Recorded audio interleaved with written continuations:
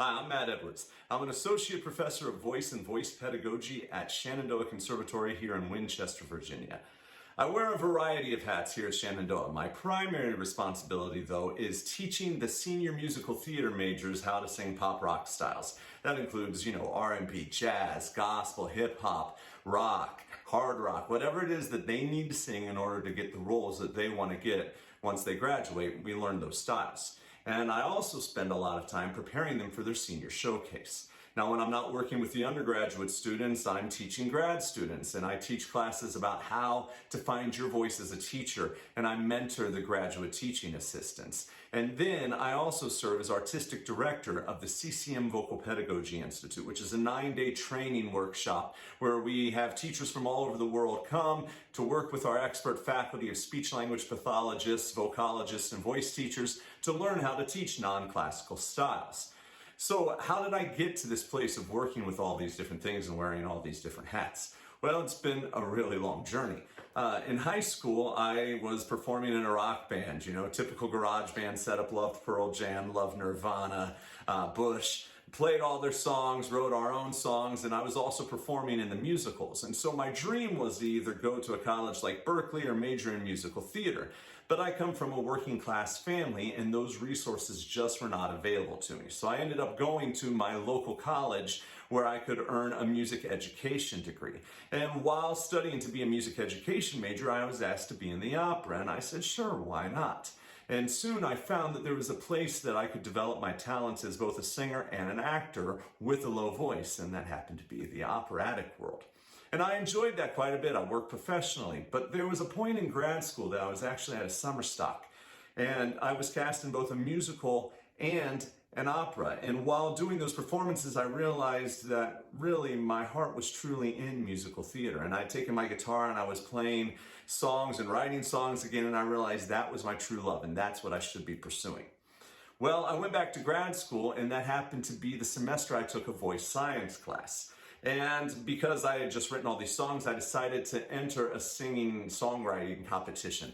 And I tried to record the song, and it wasn't going well. And I took the recording and played it for my girlfriend at the time, who's now my wife. And I said, what do you think about this? And she said, And I was like, it's not good, right? And she was like, well. And we both had a realization in that moment that even though we had all these degrees in classical singing, it didn't translate over to contemporary styles. In fact, we were kind of lost. So during this voice pedagogy class, I started being introduced to authors who were researching and writing about the styles that lived outside of classical music and how they needed their own unique technical approach. And I was hooked. You see, as a kid, I always loved to tear stuff apart and try to put it back together. I wanted to know how things worked. And all of a sudden, I had all this information about anatomy and physiology, and I started to understand how the voice worked. And by understanding how the voice worked, I was able to troubleshoot my own problems, and I started having breakthroughs like never before. Now, I was really excited about that information, and I had a graduate teaching assistantship, and I wanted to share that information with my students. So we started experimenting, trying to apply technical ideas that lived outside of the ones I had been taught. And through a series of revelations, I started to realize people need to be taught in unique ways for their unique needs, not in the same way that their teacher learned to sing.